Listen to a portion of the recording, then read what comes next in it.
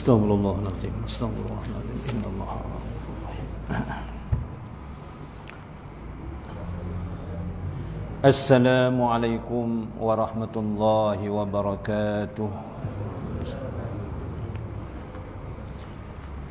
Ila hadratin Nabi Mustafa Muhammadin sallallahu alaihi wasallam wa ala alihi wa ashabihi kiramin Fatihah. A'udzu billahi minasy syaithanir rajim. Bismillahirrahmanirrahim. Alhamdulillahi rabbil alamin. Ar-Rahmanir Rahim. Maliki yaumiddin. Iyyaka na'budu wa iyyaka nasta'in. Ihdinas siratal mustaqim. Siratal ladzina an'amta 'alaihim ghairil maghdubi 'alaihim waladdallin.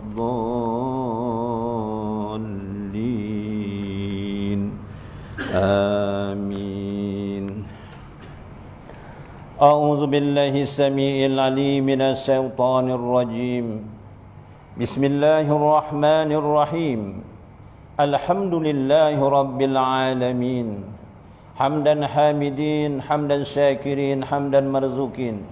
Hamdan katsiran tayyiban mubarakan fi. Hamdan yuwafi ni'amahu wa yukafi'u mazidah. Ya Rabbana lakal hamdu kama yanbaghi li jalali wajhika wa 'azimi sultanik. Allahumma amsayna 'ala al-fitratil Islam wa kalimatil ikhlas wa 'ala dini Nabi Muhammadin sallallahu alaihi wasallam wa 'ala millatina abina Ibrahim alaihi salam hanifan muslima wa makana minal musyrikin. Allahumma ahrijna min zulumatil wahmi wa akrimna bi nuri fahmi waftah 'alaina bi ma'rifati ilmi wa nawwir qulubana kama nawarta samsa wal qamar wa sahhil lana abwaaba fadlik. Rabbana atina fid dunya hasanah wa fil akhirati hasanatan wa qina azaban nar. Wa sallallahu ala sayyidina Muhammad wa ala alihi wa sahbihi wa baraka wa sallam. Walhamdulillahi rabbil alamin. Taqabbalallahu minkum. A'udzu billahi samii'il 'aliim minasy syaithaanir rajiim. Bismillahirrahmanirrahim. Alhamdulillahi rabbil alamin. Wa bihi nasta'in 'ala umurid dunya waddin. Wassalatu wassalamu Muhammadin asrafil anbiya'i wal mursalin wa 'ala alihi wa sahbihi ajma'in. Qala Allah subhanahu wa ta'ala, a'udzu billahi minasy syaithanir rajim. Bismillahirrahmanirrahim. Ya ayyuhan nabiyyu inna arsalnaka syahidan wa mubassiran wa nazira wa da'iyan ila Allah biiznihi wa sirajan munira wa basyiril mu'minina bi anna lahum minallahi fadlan kabira. Sadaqallahul azim. Bismillahilladzi la yadurru ma'asmihi sayun fil ardi wala fis sama' wa huwas sami'ul alim. Bismillahi masyaallah la yasukul khaira ilallah. Bismillahi masyaallah la yasrifu su'a ilallah. Bismillahi masyaallah ma kana min ni'matin faminallah. Bismillahi masyaallah la ya'ti bil hasanati ilallah. Bismillahi masyaallah la haula wala quwata illa billah. Yang berbahagia lagi dikasihi Tuan Pengurusi Surau Nurul Islam serta semua barisan ahli jawatan kuasanya.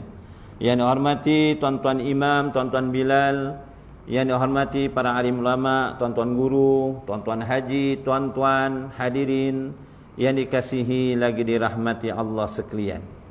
Apa khabar semua? Alhamdulillah. Kapari waras alhamdulillah. Hisonya uriki alhamdulillah lah. Alhamdulillah, terlebih dahulu marilah kita sama-sama bersyukur kepada Allah Subhanahu wa taala yang telah muliakan pada kita akan nikmat yang tidak terhitung. Kalau kita bilang nikmat Allah, nescaya tak mampu terhitung. Ini sebagaimana yang dirakamkan dalam Al-Quran surah An-Nahl ayat 18. A'udzubillahi minasyaitonir rajim. Wa in ta'uddu ni'matallahi la tuhsuha. Justru itu sebagai salah satu tanda kita bersyukur pada Allah. Semoga nikmat yang Allah Ta'ala kurniakan kepada kita yang tidak terhitung itu, mudah-mudahan kita dapat gunakan, manfaatkan pada jalan yang diredai oleh Allah Subhanahu wa Ta'ala. Dan alhamdulillah kita bersyukur pada Allah Subhanahu wa Ta'ala kerana kita telah dapat, terima kasih, kita dapat melalui bulan Ramadan dan kita dapat menemui bulan Syawal, dan alhamdulillah kita masih lagi dipanjangkan umur. Ya, kita dapat sekarang ini berada di bulan Zulqaidah. Diam tak diam malam ni dah 15 terbenamnya matahari tadi. Dan banyakkanlah kita berdoa semoga kita dipanjangkan umur dalam keimanan, kita dapat menempuhi, dapat menemui bulan Ramadan dan bulan Syawal tahun akan datang hingga beberapa ketika. Hadirin hadirat yang dirahmati Allah sekalian.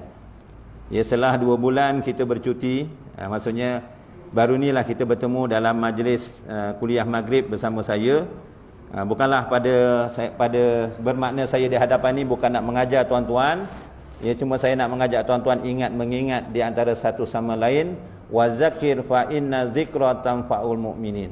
Ya, mengingat itu memberi manfaat bagi orang-orang mukmin. Jadi pada malam ini tuan-tuan insya-Allah sebagai menyuntik semangat, ya, iaitu apakah amalan-amalan yang menyebabkan seseorang itu banyak masuk surga, tuan-tuan. Hadirin hadirat yang dirahmati Allah sekalian. Rasulullah sallallahu alaihi wasallam telah bersabda dalam hadisnya, tuan-tuan, dalam riwayat At-Tirmizi, ya,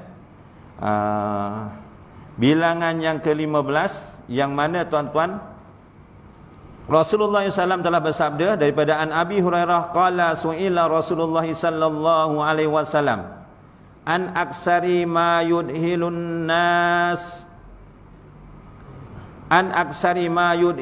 nas al jannah faqala taqwallahu wa husnul khuluq. Apa yang dimasukkan, tuan-tuan? Diriwayatkan daripada Abu Hurairah bahawa Rasulullah sallallahu alaihi wasallam, ada sahabat bertanya pada Rasulullah, "Ya Rasulullah, apakah penyebab seseorang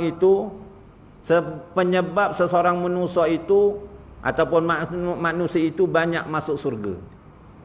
Dalam hadis ini Rasulullah menjawab, apakah amalan-amalan ataupun penyebab seseorang itu banyak masuk surga? Rasulullah menjawab, faqala taqwallahi wa husnul khuluq. Taqwallahi wa husnul khuluq, iaitu kata Rasulullah, penyebab yang menyebabkan seseorang itu banyak masuk surga adalah, tuan-tuan, orang yang bertakwa kepada Allah, takwa Allah, dan husnul khuluq, maksudnya orang yang mempunyai akhlak yang baik, tuan-tuan. Jadi hadirin hadirat yang dirahmati Allah, surga ini memanglah buruan kita ataupun yang kita idam-idamkan, tuan-tuan. Kalau kita lihat tentang nikmat surga ni, tuan-tuan, ya Allah, ya, Rasulullah sallallahu alaihi wasallam menyatakan dalam hadisnya, tuan-tuan, yang mana nikmat surga ini disediakan untuk siapa? Dalam hadis rawahul Bukhari wa Muslim, Rasulullah telah bersabda, a'dadtu li ibadi salihina ma la ainun ra'at wa la uzunun sami'at wa la khatara ala qalbi basar. Rasulullah rawahul Bukhari wa Muslim, yakni Allah sediakan surga tu untuk siapa? Untuk hamba-hambaku yang beramal soleh, iaitu hambanya yang bertakwa tadi, dan wa husnul khuluq, hambaku yang berakhlak mulia, ya. Apa yang tidak, dan dalam surga tu apa yang tidak pernah dilihat oleh mata dan tidak pernah didengar oleh telinga, dan nikmat dalam surga itu tidak terlintas dalam hati manusia. Kita tahu, tapi kita wajib beriman akan adanya surga. Begitu juga neraka.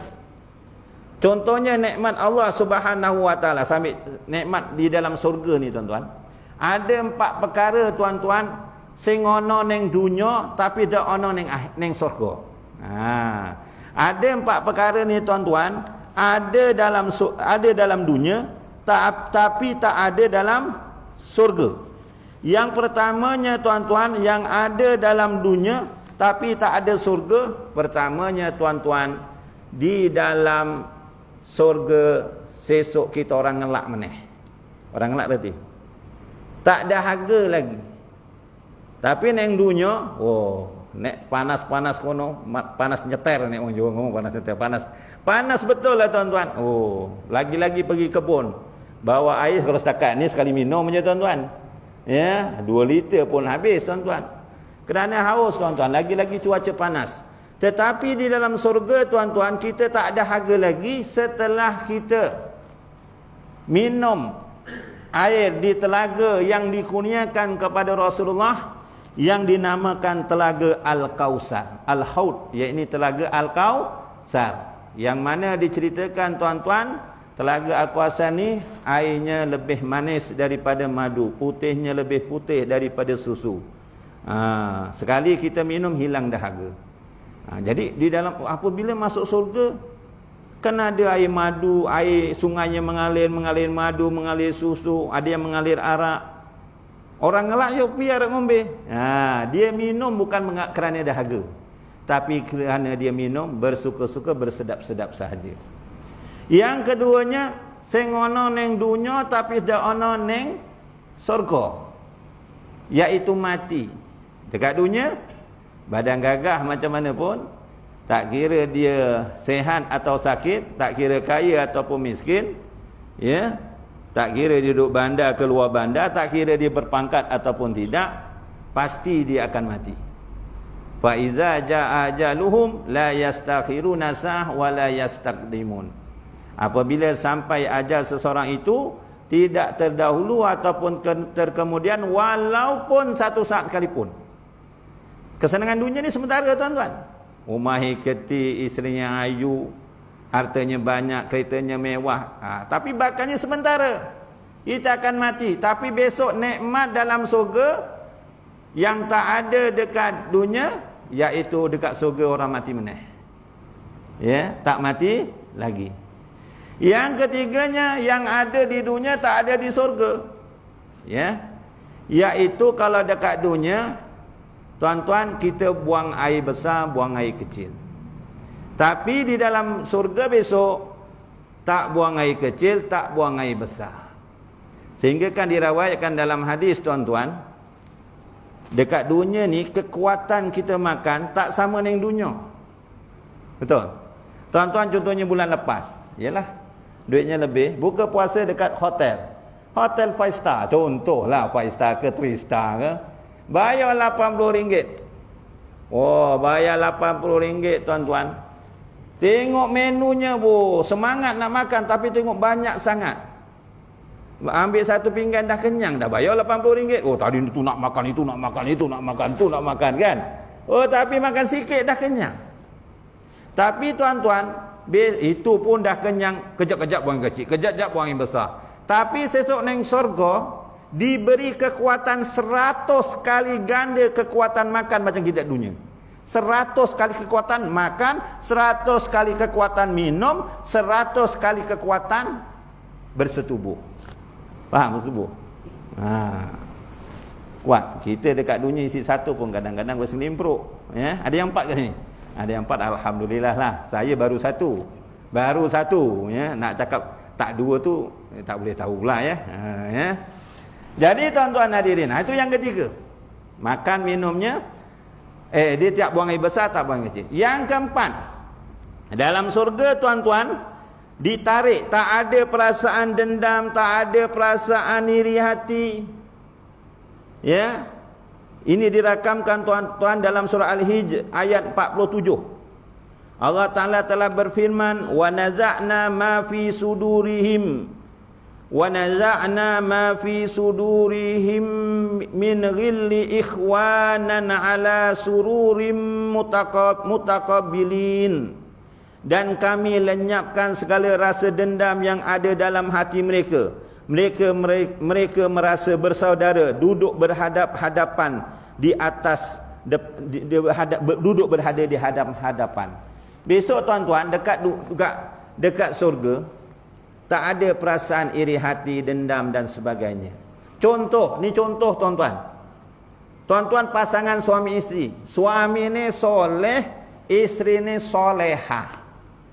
Walaupun namanya bukan soleh dan solehah, namanya Kang Kaciapu. Isteri ni jenenge Wak Samirah contohnya, ya. Tapi Samirah yang solehah, Kang Kaciapu sing soleh. Malpun loro-loro malpun ning surga. Dua-dua masuk surga tuan-tuan. Dekat surga tuan-tuan, bidadari dah tunggu kita. Terutama yang lelaki tunggu kita. Kalau kita masuk ibaratnya istana, bidadari dekat atas tu bernasid-nasid. Saya bidadari yang jangan, kalau nak cerita tu panjang tuan-tuan.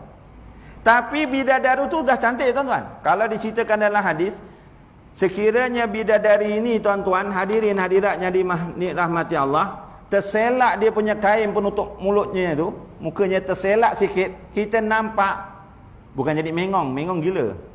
Jadi macam temenung, kita apa namanya? Kilingan lagi ke? Apa jenenge? Ango, koyo ango yo pandai. Koyo ango ngono, bingung. Kilingan, macam tuan-tuan dulu mula bertunang, mak bapak yang orang dulu kan yang kenakan mak bapaknya. Masanya orang ayu, rupanya ayu kayak putih, mancung pipi ni. Mancung cungere hidungnya. Wah, nampak tuan-tuan. Nampak air, nampak dia. Buka kitab, nampak dia. Temenung je, tak lalu makan, tak lalu minum, ya. Mandi tak basah. Ini nampak tuan-tuan, nampak bidadari ni. Ya Allah, dia macam temenung gitu. Sekiranya tuan-tuan hadirin hadirat, ludahnya itu, ludah bidadari itu jatuh di lautan, lautan itu menjadi manis tuan-tuan. Seperti madu. Cantiknya bidadari itu. Contohnya tuan-tuan, walaupun bidadari itu dah cantik, isteri kita ni masuk surga, dia beramal solehah, masuk surga, dia masuk surga tuan-tuan lebih wahyu daripada bidadari. Bidadari dah cantik, tapi isteri kita kalau solehah, dia lebih wahyu daripada bidadari. Sebab isteri yang solehah ini, besok dia jumpa dengan suaminya sing soleh. Tapi nek isteri ni rame, ono telu, sing telu-telu pun solehah kabeh, telu-telu ketemu. Tapi nek sing siji soleh, sing nombor loro, sing nombor telu ora solehah, ya ora ketemu. Habis nek wedok piye cikgu? Nek wedok piye? Orang rumah contohnya orang perempuan, dia dah berkahwin. Ya. Dia dah berkahwin tuan-tuan hadirin hadirat yang dirahmati Allah. Dia dah berkahwin, suami yang pertama meninggal dunia. Wis rondo. Rabi meneh. Ninggal meneh suami ni. Kau rapi meneh. Maksudnya 3 kali bersuami tuan-tuan. Tu macam mana? Kalau 3 suami itu diceritakan dalam kitab Mustikah Hadis ni tuan-tuan. Jilid yang tuan-tuan boleh buka sendiri tuan-tuan ni, balik rumah boleh buka sendiri. Jilid yang kedua, ya. Jilid yang kedua ada nyatakan. Contohnya isteri itu kahwin tuan-tuan 3 kali lelaki. Suami yang pertama soleh. Suami kedua cuma nama Mak Saleh je. Tak soleh. Nombor 3 tak saleh juga. Pertama yang soleh, isinya solehah. Dia jumpa suaminya yang soleh. Tapi kalau 3 semua soleh lah. 3 semua masuk surga suaminya ni. Ada ketemu sendi ke Ustaz ni? Nak mana jumpa yang mana satu? Diceritakan dalam hadis ini, ya, dalam huraian hadis, dia akan berjumpa kepada suaminya yang paling dia lebih sayang ketika hidup di dunia. 3 tu takkan sama, ya. Mesti ada lebihnya sikit tuan-tuan. Hakikatnya wallahu alam, Allah Taala yang Maha mengetahui. Jadi tuan-tuan hadirin hadirat yang dirahmati Allah, saya nak cerita dekat sini. Isterinya dah masuk surga, suaminya masuk surga. Isterinya yang wis wayu loh daripada bidadari. Kok suaminya kok melayani bidadari? Bersedap-sedapan dengan bidadari. Ketika tu isteri tu dia tak rasa cemburu, tak rasa iri hati. Abang nak ke mana? Bidadari ini lagi cantik lah bang. Sini bang, jangan ke sana. Ketika itu tak ada. Dia tak ada rasa iri hati dan sebagainya. Tapi kalau dekat dunia, berani buatlah tuan-tuan. Beranilah buat. Kalau dekat dunia belum bermadu lagi. Ini contoh, ya. Beli belanja. Pula-pula dia punya tauke itu ibu IT. Ibu IT tahu? Bukan ibu pandai internet, ibu tunggal, ibu IT ataupun single mother. Kita beli bayar, ya Allah. Isi kita dah duduk kat kereta. Kita bayar bual-bual. Abang, kenapa lama sangat bayar duit bual lama? Wah, mentang-mentang ibu IT bual panjang. Dah rasa cemburu. Tapi besok dekat surga tidak, tuan-tuan. Itu ada 4 perkara. Ya, di antara kelebihannya, pertama tadi dekat surga tak dahaga. Yang kedua, tidak mati. Yang ketiga, tidak buang air kecil, tak buang air besar. Yang keempatnya, tuan-tuan hadirin hadirat yang dirahmati Allah, dicabut penyakit-penyakit hati, contohnya iri hati, dendam dan sebagainya. Tuan-tuan hadirin hadirat yang dirahmati Allah. Jadi tuan-tuan, jadi amalan tuan-tuan di antara yang menyebabkan sahabat tanya pada Rasulullah, apakah amalan-amalan yang menyebabkan seseorang itu banyak masuk surga? Amalan lain dia juga. Tapikah apakah amalan-amalan yang lagi banyak menyebabkan hamba Allah ni masuk surga? Takwa Allah. Takut kepada Allah. Melaksanakan perintahnya dan meninggalkan larangannya. Apa ciri-ciri takwa? Contohnya dalam hadis yang lain, Rasulullah menyuruh kita, ittaqillaha haitsuma kunta. Rasulullah berkata, bertakwalah kepada Allah di mana pun engkau berada. Kita bertakwa kepada Allah ni, tak kira kita berada di mana saja. Jangan di dekat surau. Ini bukan tuan-tuan, tuan-tuan tidak. Ini orang-orang kutub utara yang tak ada orang. Oh, dekat surau, ya Allah, takwa, Masya Allah. Subhanallah, subhanallah, subhanallah, alhamdulillah, alhamdulillah. Mata tunduk aja. Keluar surau, sandung sikit, sial betul. Orang tu motong aku, celeng betul. Cakap yang lain pula. Dah tak sebut subhanallah dan sebagainya contohnya. Oh, matanya nampak benda maksiat, makin dia tengok contohnya. Janganlah takwa itu pada tempat-tempatnya tentu. Dekat surau takwa, dekat pasar tak takwa, dekat warung tak takwa. Jangan. Di mana kita berada kita tidak bertakwa. Contohnya kita pergi contohnya di Masjidil Haram, kerjakan umrah atau kerjakan haji. Oh, dekat Masjidil Haram 5 waktu solat dekat Masjidil Haram. Sembahyang subuh pukul 3 dah pergi.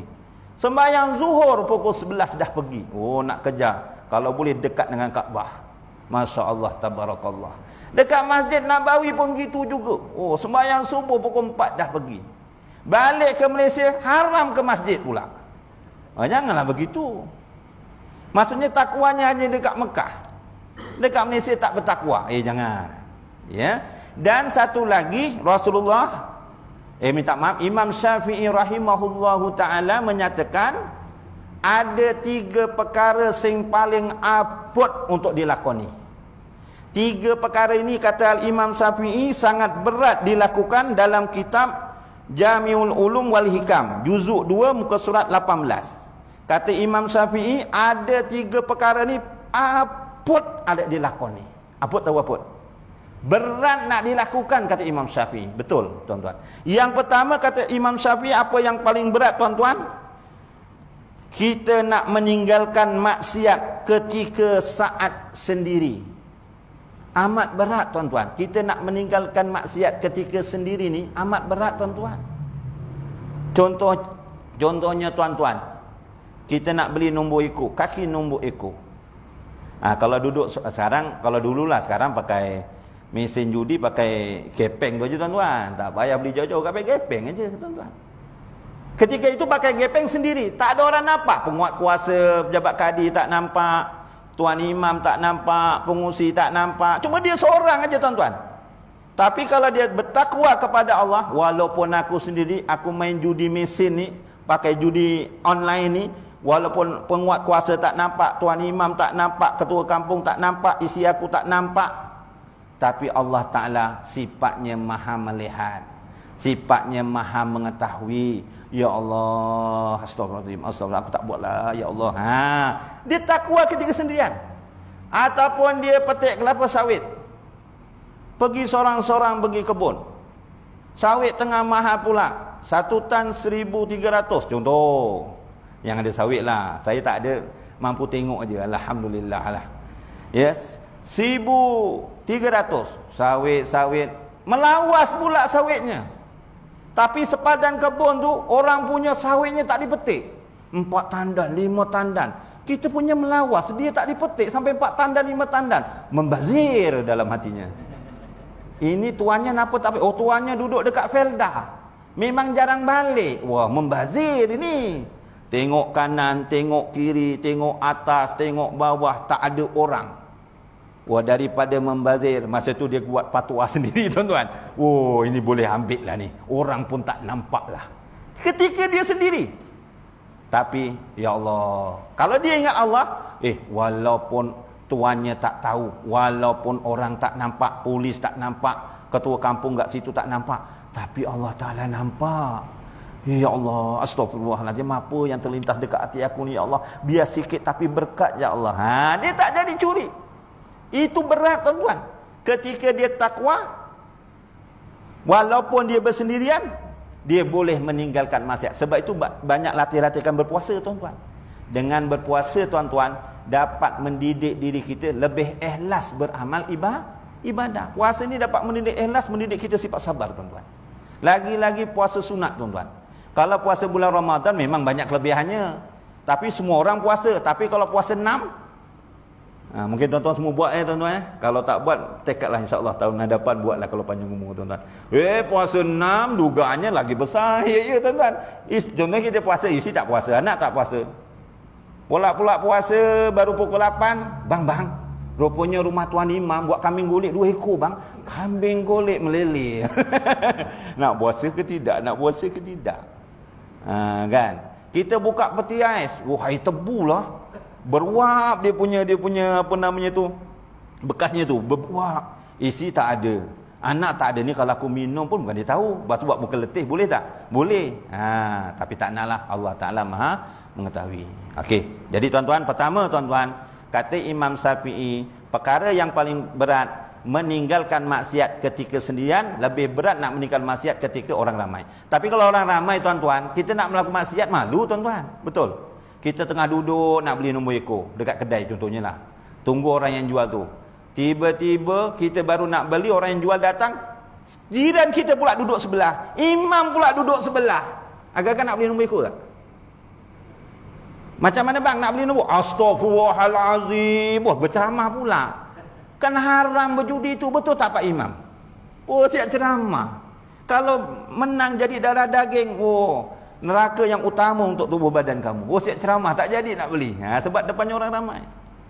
Yang keduanya, tuan-tuan hadirin hadiratnya dirahmati Allah, yang paling berat kata Imam Syafi'i, iaitu dermawan ketika sedikit harta. Okay. Dermawan sedikit harta ni, tuan-tuan, ketika kita sedikit harta, contohnya kita nak bersedekah, tak ya berat, tuan-tuan. Kalau kita banyak harta, kita bersedekah tu biasa. Ini kita sendiri susah, kemudian kita nak bersedekah, sudah barang tentu berat. Tapi percayalah, tuan-tuan, saya teringat satu kisah, tuan-tuan, Rasulullah SAW ketika itu berada di rumah Sayyidatina Aisyah radhiyallahu anha. Sayyidatina Aisyah ni, tuan-tuan, dia menghidangkan sup pada Rasulullah. Di antara kegemaran Rasulullah ni, tuan-tuan, dia suka makan sup. Kalau sup kambing bahagian kaki. Buka dalam kitab Sama'il Muhammadiyah ada.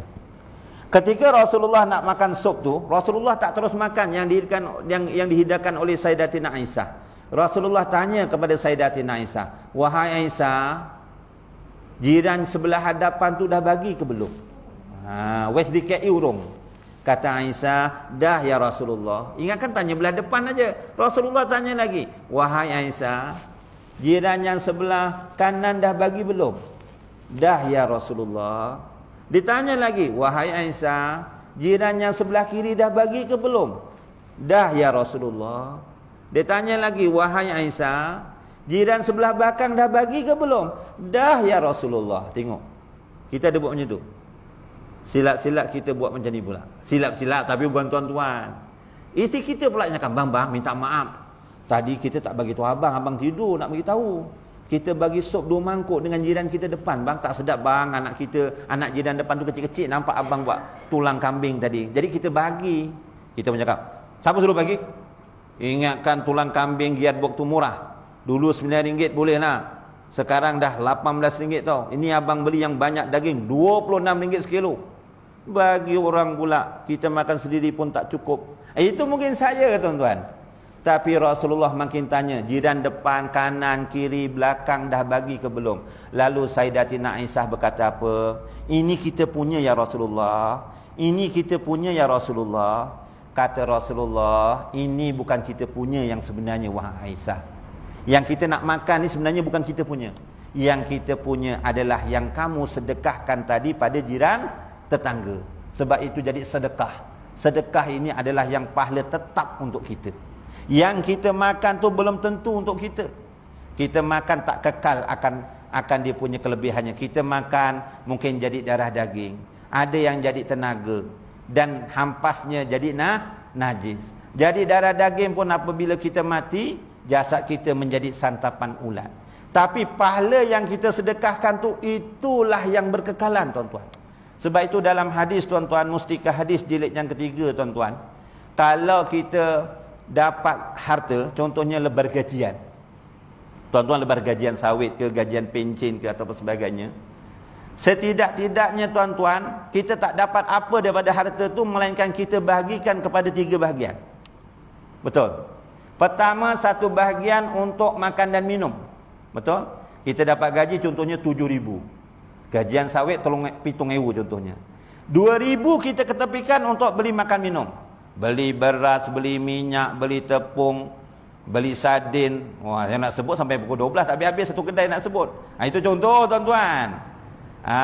Kita beli beras, dimasak jadi nasi, kita makan, ya, yang saya cerita tadi akan binasa, akan habis, tuan-tuan. Pahalanya tak berterusan. Yang keduanya, kita ketepikan untuk keperluan hidup.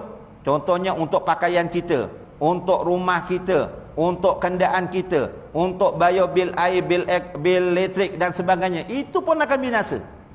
2,000 untuk makan minum, 2,000 untuk bayar kereta, bayar rumah contohnya, untuk pakaian. Pakaian kita kekal ke? Tak kekal. Macam pakaian saya contohnya masa nikah dulu, tahun 98. Isteri pertama, tahun 98. Memang isteri pertama. Dua tak ada. Contoh, Ustaz ni cakap pertama ada 2 ke? Tak ada, tuan-tuan. Tak tahulah yang Abang Ali tak tahu. Tahun 98, pakaian ada lagi. Tuan-tuan ada lagi tak pakaian nikah? Ada lagi? Kalau ada, alhamdulillah lah. Saya simpan, tuan-tuan. Warna krim-krim gitulah. Sekarang ni kalau saya nak pakai lagi, tuan-tuan, tahun 2022, bisik cantik. Tapi kalau saya pakai seluarnya paras pera je masuk. Sebab masa tu saiz 28. Sekarang dah 44, 42 lah boleh pakai. Memang tak boleh pakai. Tengok. Pakaian kita akan lusuh, akan rosak. Begitu juga kenderaan kita. Kita hutang 9 tahun, 7 tahun. Habis bayar, kereta kita makin cantik ke? Enjinnya makin halus, tayarnya makin tebal. Adakah begitu? Tidak. Habis bayar, mula dah rosak. Rumah kita juga.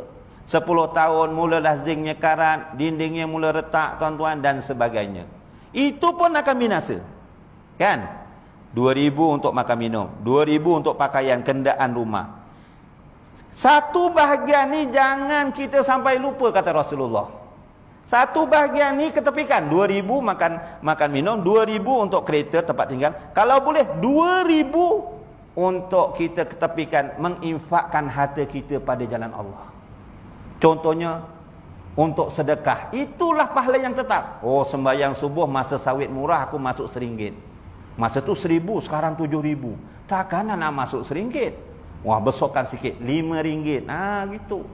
Oh, tengok surah ni. Apa yang nak boleh bagi? Oh, nak pasang kipas helikopter. Pasang helikopter tahu? Ini tak payahlah, ada aircon. Ni contoh, tuan-tuan. Kipas helikopter. Tapi kalau kita nak sedekah tu sebaiknya mengikut keperluan. Ada satu tempat tu, dia pasang helikopter sampai 2, tuan-tuan. Taklah besar sangat, dia sampai 2. Berebut-rebut nak wakaf kipas helikopter. Kali pertama, yelah semuanya ya Pak Imam, Pak apa, tak ada pengetahuan berkenaan kipas helikopter tu. Yang diajarkan tu tak pergi ketika itu. Majlis ilmu pertama kali diadakan. Dibuka sampai 100, dipulas habis. Macam ni 3 kan. Dia 100 dibuka. 2-2 dibuka. Jadi tengah sembahyang Allahu Akbar, apa yang terjadi? Dia punya kain tuan-tuan terangkat. Kuat tuan-tuan kipas tu. Terangkat. Ni saya ngajur ni terselak-selak ni tuan-tuan. Contohnya diwakafkan buat kipas helikopter. Contohnya pasang aircon. Oh ini tengok ditambah lagi pasang tile. Walaupun satu tile je tuan. Ya Allah, pahalanya terus mengalir. Walaupun kepala paip tuan-tuan, itulah pahala yang tetap terus mengalir. Contohnya 2,000 makan minum habis. 2,000 pakaian, kendaan habis. 2,000 itulah yang tetap simpanan kita. Sampailah ke alam akhirat. Bukan sekarang alam akhirat. Alam kubur pun kita dah dapat. Dan satu lagi, gaji 7,000, tolak 6,000, tinggal 1,000 kan? 1,000 itulah simpan dekat tabung haji. Contoh, simpan dekat bank. Itu pun belum tentu kita punya. Kita kumpulkan betul-betul. Sampai nak makan, order.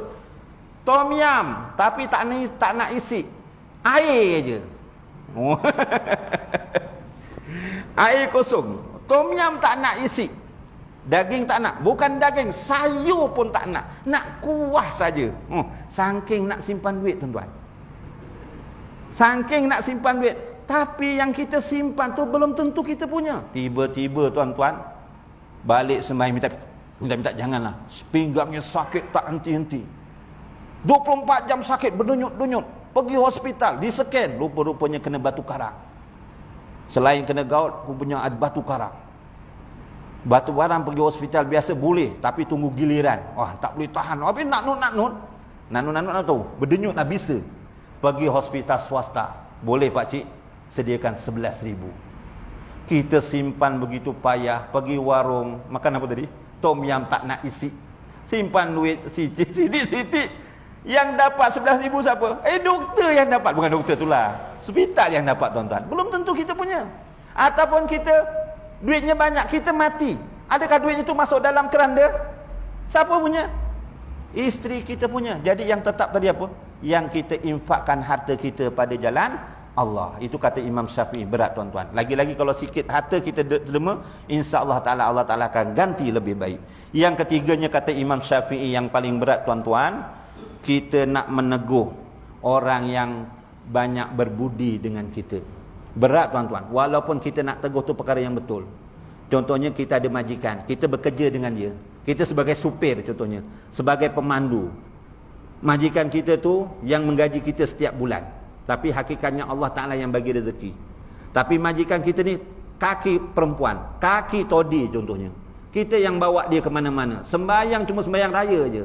Itu pun balik tempat mak mertua. Itu pun malu dengan mak mertua, bapak mertua.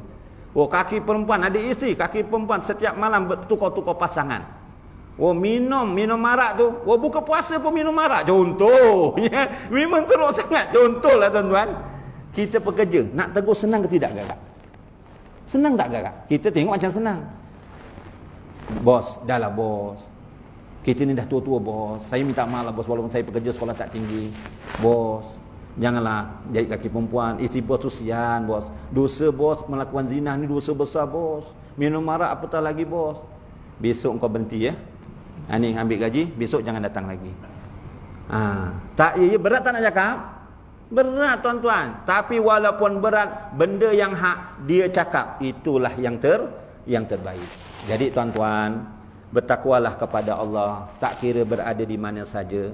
Bertakwalah kepada Allah di saat sendiri ataupun ketika ramai. Tuan-tuan hadirin hadirat yang dirahmati Allah.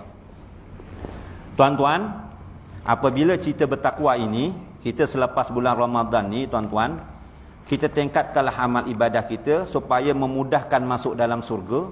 Tuan-tuan pun dah amal, mudah-mudahan tuan-tuan dapat teruskan. Buatlah 4 perkara ini, Allah Ta'ala akan balas 6 perkara. Buat 4, Allah Ta'ala bagi 6. Nak ke tak?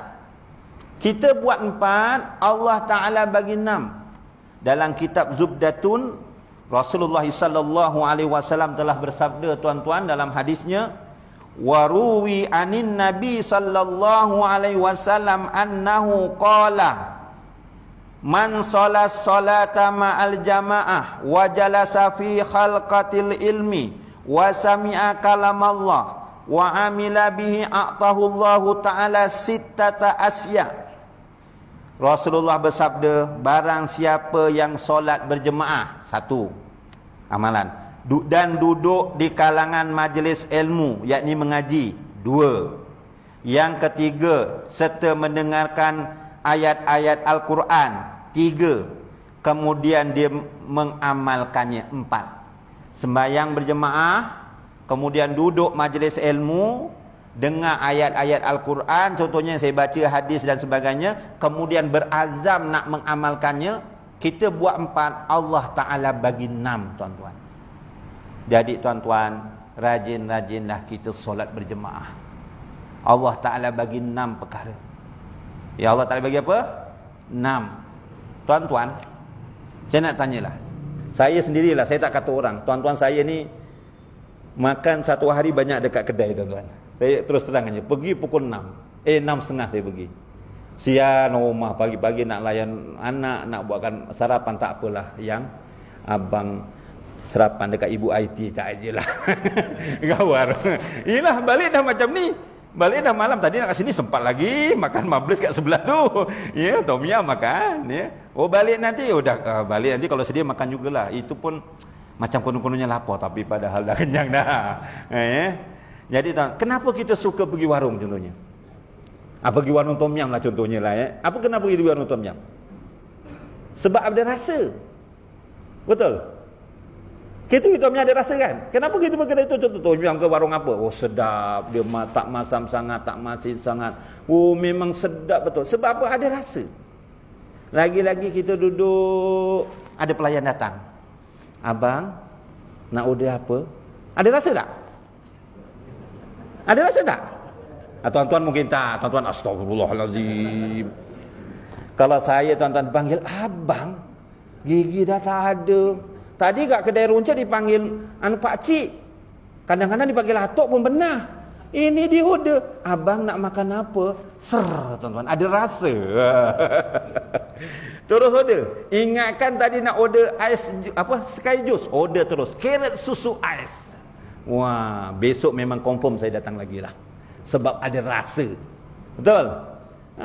Memang majaklah asal pergi sini singgah warung tu. Sebab dia ada rasa. Jadi tuan-tuan, pergi surau ni ada rasa tak tuan-tuan? Ada rasa tak? Janganlah disamakan macam pergi warung tadi. Tuan-tuan dia rasa lah ni, tuan-tuan sampai. Ada rasa ketenangan, ada rasa keamanan, ada rasa kasih sayang di antara ahli jemaah. Sebab ada rasa tuan-tuan. Sebab apa tuan-tuan hadirin hadirat yang dirahmati Allah? Rasulullah kata, dibagi apa yang pertama, kalau kita rajin solat berjemaah, ya, kita rajin duduk dalam majlis ilmu, dengar ayat Quran dan bertekad untuk mengamalkan. Kita belajar ilmu ni tuan-tuan, kata guru saya, 3 perkara ni jangan ditinggalkan. Ya, 3 perkara ni jangan diamalkan kalau ditinggalkan pula. Jangan diamal, betul lah jangan ditinggalkan. Pertama, kita menuntut ilmu, tuan-tuan, jangan nak menunjuk hebat dengan orang lain. Nak menunjuk hebat dengan orang lain. Aku lebih hebat lah daripada ustaz tu. Dia masuk YouTube, tak pas 1000 tengok. Kita punya dah ratus ribu tau. Jangan. Jangan. Niatnya nak menandingi orang-orang alim yang lain, jangan. Yang keduanya, nak menunjukkan dia hebat ke atas orang yang jahil. Dia pergi majlis ilmu balik, jumpa kawannya dekat kedai. Bagaimana ni? Beli gula. Aku nak tanya kau lah. Apakah amalan-amalan yang menyebabkan seseorang itu masuk surga? Tak tahu aku. Itulah kau tak nak pergi majlis ilmu. Tengok, ana baru balik daripada taman surga. Perkara-perkara yang menyebabkan ramai masuk surga, taqwallah wa husnul khuluq. Nunjuk hebat pula dengan orang yang jahil tadi. Jangan. Kalau dia tegur cari yang baik, sampaikan ilmu yang baik, tak apa. Tapi niatnya nak menunjuk hebat atas orang jahil. Nombor 3, elakkan kita memilih-milih dalam menuntut ilmu. Contohnya, tapi bukan tuan-tuan ya. Malam Ahad tuan imam yang menyampaikan ilmu. Tuan imam. Tapi bukan tuan imam sini ya. Ni contoh, jangan marah pula. Tuan imam ceritanya berhadis 40. Alah, ngetes sama-sama. Tak payah pergilah. Contoh, ni bukan tuan-tuan. Malam Senin, malam Selasa Ustaz CCTV. Ini CCTV. Alah Ustaz CCTV. Ceritanya ngantuk, suaranya mendatar. Baca kitab menegak aja. Tak urai tak apa. Ngantuk nak makan kuaci tak patut pula dia suruh. Dia tak pergi. Malam Selasa, malam Radu Ustaz. Ustaz TV. Ini macam. Memang sedap. Pergi yuk. Jangan memilih-milih.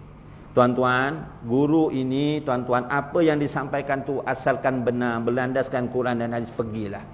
Ya, penyampaian itu mengikut apa guru masing-masing. Ya.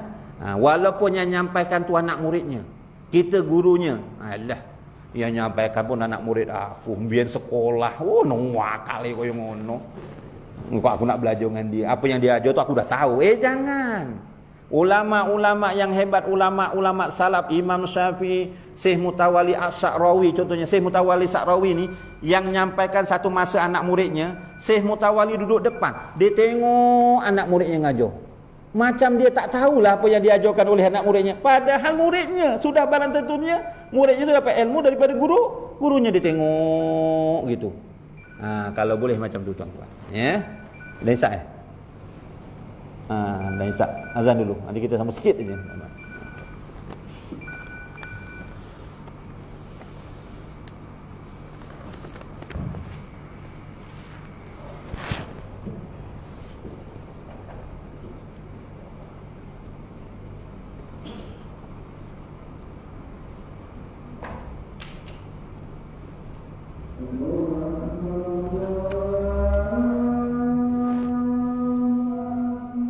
Allahu Akbar.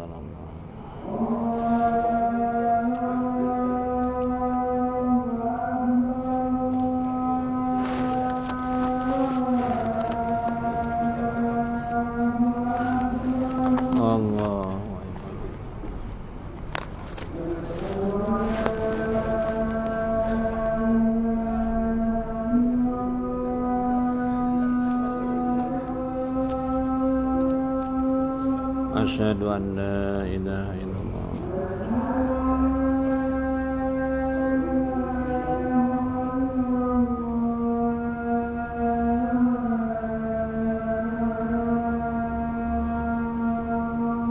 Asyhadu an la ilaha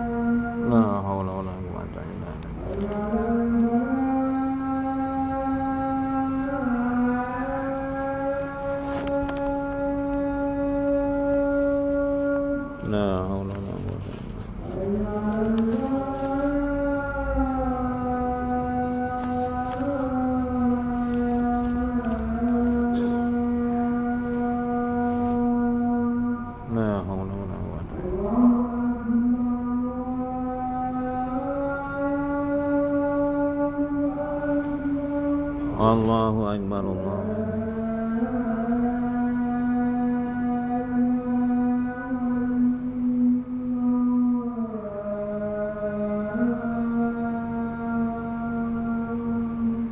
La ilaha illallah Muhammadur Rasulullah sallallahu alaihi wasallam. Allahumma rabb hadhihi da'wati tamma wa salatul qaimah. Ati sayyidina Muhammadin wa sallallahu alaihi wasallam aliyatan wa ma'sumakum mahmudan ladzi wa'ata. Innaka latuliful mi'ad. Allahumma fili dzunubi wa li walidayya warhamhuma kama rabbayani shaghira. Amin ya rabbal alamin. Tuan-tuan hadirin hadirat, saya habiskan satu hadis ni.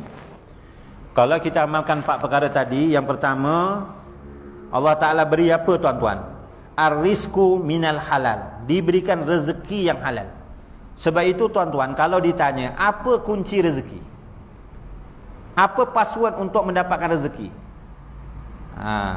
apa passwordnya? Kalau kita jawab, ya kena rajin bekerja, betul, kena jujur. Tapi Allah Ta'ala bagi tahu punca rezeki tuan-tuan tidak lain tidak bukan, tuan-tuan nanti balik buka surah At-Taha ayat 132. Allah Subhanahu wa taala telah berfirman, wa'mur ahlaka bis-salati wastabir 'alaiha la nas'aluka rizqan nahnu narzuquka wal 'aqibatu littaqwa. Dan perintahkanlah kepada keluarga kamu mendirikan solat dan bersabarlah kamu dalam mengerjakannya. Kami tidak meminta rezeki kepada kamu, kamilah yang memberi rezeki kepada kamu. Tuan-tuan hadirin hadirat, ayat ini suruh kita bukan setakat kita pastikan kita solat berjemaah contohnya, kita kena ingatkan keluarga kita, anak-anak kita, isteri kita kena ingatkan. Tuan-tuan nak pergi surau ni tuan-tuan, tengok isterinya masih sibuk main Facebook.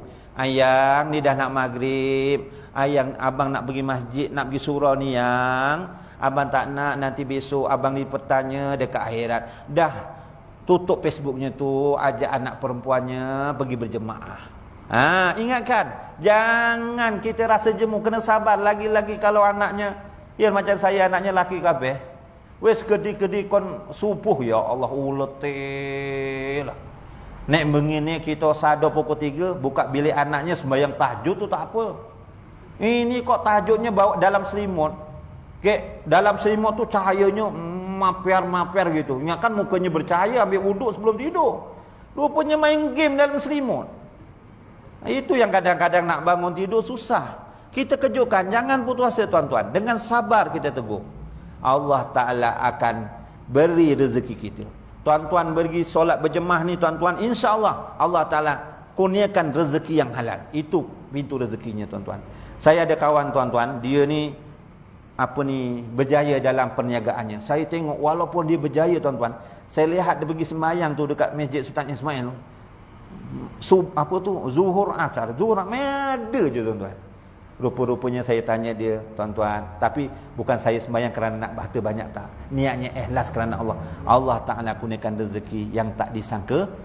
Yakinlah tuan-tuan. Tuan-tuan jangan sembahyang berjemaah 5 waktu loh. Satu waktu kadang-kadang sampai setengah jam imamnya baca doa panjang pula lah. Setengah jam tu bagi metik sawit dapat berapa tan. Jangan tuan-tuan. Yang kurniakan rezeki Allah. Yang keduanya tuan-tuan, orang yang mengamalkan perkara tu, Rasulullah kata apa? Wayanjuna min azabil qabr, diselamatkan daripada siksa kubur tuan-tuan. Ya, kita solat berjemaah, baca Quran, duduk rajin majlis ilmu dan cuba mengamalkan apa yang kita belajar dalam majlis ilmu tadi, dijauhkan daripada siksa kubur. Percayalah tuan-tuan. Sebab itu tuan-tuan, saya teringat dalam kitab Sahih Muslim, seorang imam dalam zaman tabi'in namanya Imam Tawus. Imam Tawus ni tak pernah nampak Rasulullah. Dia zaman tabi'in ni, dia jumpa sahabat Nabi, dia belajar dengan sahabat Nabi ni, ada 50 orang sahabat Nabi. Imam Tawus ni ceritakan dia mengerjakan haji, ada yang menyatakan 40 kali mengerjakan haji. Dan Imam Tawus ni tuan-tuan, dia tak campur dalam hal-hal pentadbiran. Berpolitik dia tak bercampur. Tapi dia terkenal di antara doanya yang mustajab. Di antara tabi'in yang doanya mustajab. Apa amalan Imam Tawus ni tuan-tuan? Kalau dia jumpa muridnya selepas sembahyang, anak muridnya, ataupun bahkan anaknya sendiri lepas sembahyang tanya, wahai anak muridku, wahai anakku, kamu tadi baca tak doa untuk menjauhkan daripada 4 fitnah? Allahumma inni a'udzubika min azabi jahannam wa min azabil qabr wa min fitnatil mahya wal mamat wa min fitnatil masihid dajjal. Itu Imam Tawus tanya, tadi wahai anak muridku, kau baca tak? Tuan guru, saya tak baca. Apa kata guru Imam Tawus? Wahai muridku, wahai anakku, kau tak baca, ulang semula sembahyang. Padahal itu bukanlah rukun, betul? Itu adalah sunat hayat. Di antara doa yang mustajab, kata Sayyidatina Aisyah, Rasulullah sering baca doa. Di antara doa yang mustajab ni tuan-tuan, selepas kita baca tahiyat akhir, fil alamina innaka hamidum majid, Sebelum kita beri salam, itu waktu doa mustajab. Tapi kena bahasa Arab lah tuan-tuan. Jangan doa bahasa Jawa pula. Bahasa Melayu nanti batal sembahyangnya. Di antara doanya disuruhkan tu, Allahumma inni a'udzubika min azabi jahannam wa min azabil qabr. Kita mohon perlindungan daripada 4 fitnah tu. Sampai Imam Tawus kalau tak baca ulang semula. Macam tarabnya macam Fatihah tuan-tuan. Kata Imam Tawus lah tuan-tuan. Itu zaman tabi'in. Kita zaman tabi'in ke? Oh, jauh tuan-tuan. Lagi dengan hari kiamat lagi dekat. Dia tak tinggalkan orang tabi'in. Apatah lagi kita. Janganlah kalau boleh ditinggalkan doa tersebut yang saya dah bagi sebelumnya. Dan yang ketiga tuan-tuan, apa yang Allah Ta'ala bagi akan diberi kitab amalannya, diberikan daripada arah kanan. Ya Allah tuan-tuan, ada 3 saat tuan-tuan kita sangat gerun besok. Sangat gerun kerana nak dapat keputusan. Sungguh cemas 3 masa ni tuan-tuan. Tak kiralah masa muda dia gagah kuat, masa tu pun cemas. Masa muda dia berpangkat, masa tu pun dia cemas tuan-tuan. Bila 3 masa tu tuan-tuan? Cemas tahu tak? Cemas nak dapat keputusan. Macam tuan-tuan dulu kena swab test. Kali pertama kena swab test, juluk kat hidung. Oh, saya mula-mula saya pakai galang putih tu 2 kali. Positif sekali masa Isra' dan Mi'raj tu saya kena. Masa kali pertama dekat KKM juluk tu, nak tunggu 10 minit tu, bukan PCR lah, nak RTK masa tu. Masa tu baca selawat je tuan-tuan. Allahumma salli ala Muhammad, Allahumma salli ala Muhammad, Allahumma salli ala Muhammad, Allahumma salli. Lah selalu baca selawat lepas sembahyang aja, salam-salam. Baca selawat, masa tu baca selawat. Lepas tu kawan saya sebelah, "Mal, saya positif." Positif. Astagfirullahalazim, astagfirullahalazim, astagfirullahalazim. Oh, tobat betul tuan-tuan. Takut positif. Itu baru nak dapat keputusan swab test. Tapi 3 masa ni sangat gerun. Pertama ketika nak dapat suratan amal. Oh, takut betul. Tengok kawan, ni geng aku ni. Satu surah dulu. Dia dapat tangan kiri. Dulu masa hidup kat dunia dia member kamcing ni. Main mesin judi sama-sama. Curi buah durian pun dekat mana tu, dekat bukit Bawak Guni, malam-malam tarik nyangkut durian. Dia nyuri sama-sama. Wah, dia tangan kiri. Aku pun tangan kiri lekatnya. Oh, masa tu takut betul tuan-tuan. Itu pertama, ketika nak dapat suratan amal. Yang kedua, sangat cemas sangat ketika di Al-Mizan. Nak ditimbang amalan kita, mana yang berat, mana yang ringan, dosa dan pahala. Oh, masa tu cemas. Dosanya lebih berat ataupun pahalanya lebih berat. Yang ketiganya, paling kita cemas tuan-tuan, ketika kita nak meniti titian sirat. Titian sirat tu bukan macam jambatan batu pahat naik kereta lalu gitu.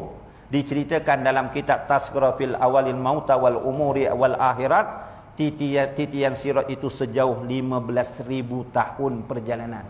15,000 tahun perjalanan. 1,000 tahun di dunia sama dengan 1 hari dekat akhirat. Kalau 15,000 tahun, 5,000 tahun menaik, 5,000 tahun titinya mendatang, 5,000 tahun menurun. Ketika itu kita cemas, sama ada lepas ataupun tidak. Di penghujungnya adalah surga.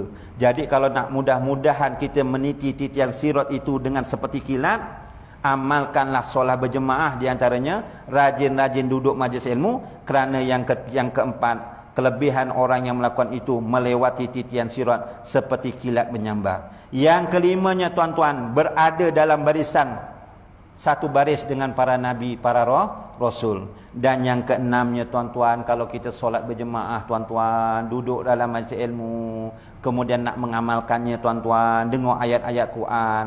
Kata Rasulullah tuan-tuan, percayalah tuan-tuan, wa yusarum minta maaf. Lahu baitan fil jannah min yakutatin hamra'a lahu arba'una baban.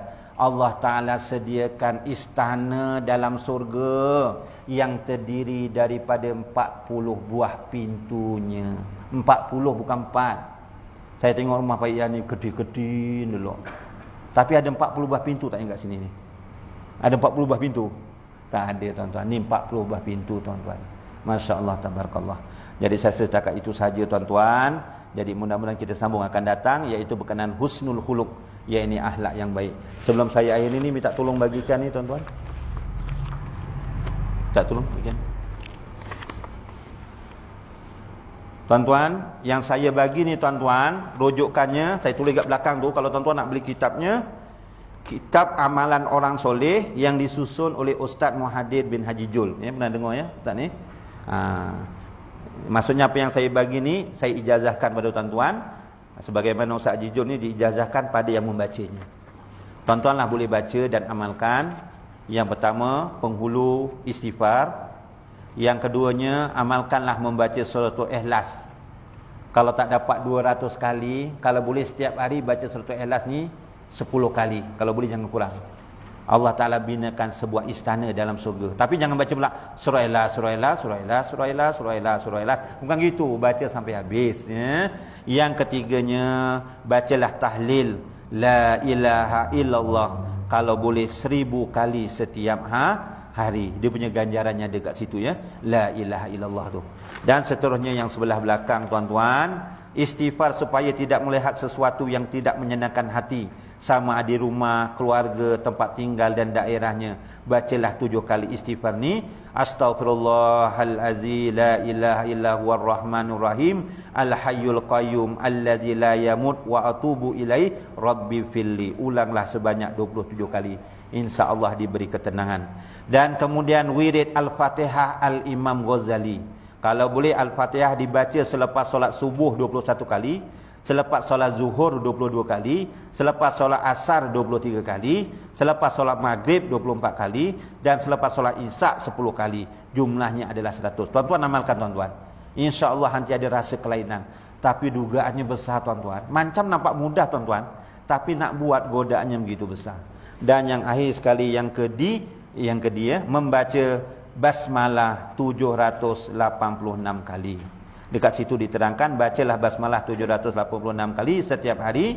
Para ulama mengatakan untuk hajat yang sangat diperlukan, bacalah sebanyak 7 hari berturut-turut dengan bilangan tersebut. InsyaAllah akan termakbul. Itu ada rujukan kitabnya di sebelah bawah tuan-tuan ya. Jadi saya rasa setakat itu saja tuan-tuan. Kalau dia silap dan salah, harap dapat dimaafkan. A'udzubillahi minasyaitonirrajim. Bismillahirrahmanirrahim. Alhamdulillahirabbil alamin. Wassalatu wassalamu Muhammadin asrafil anbiya'i wal mursalin wa ala alihi wa sahbihi ajma'in. Allahumma arinal haqqa haqqa warzuqna tiba'ah wa arinal batila batila warzuqna tinabah. Allahumma ati Muhammadanil wasilah waj'al fil mustafina mahabbata wa fil alamina darajata wa fil muqarrabina sarrah. Rabbana atina fid dunya hasanah wa fil akhirati hasanah wa qina azabannar. Wa sallallahu ala sayyidina Muhammad wa ala alihi wa sahbihi wa baraka wa salam. Walhamdulillahi rabbil alamin. Subhanakallahumma wa bihamdika asyhadu an la ilaha illa anta wa astaghfiruka wa atubu ilaik. Bismillahirrahmanirrahim. Wal 'asr innal insana lafi khusr illa allazina amanu wa amilus solihat wa tawasaw bil haqq wa tawasaw bis sabr. Sadaqallahul azim. Dengan ini saya sudahi dengan wabillahi taufiq wal hidayah. Wassalamualaikum warahmatullahi wabarakatuh.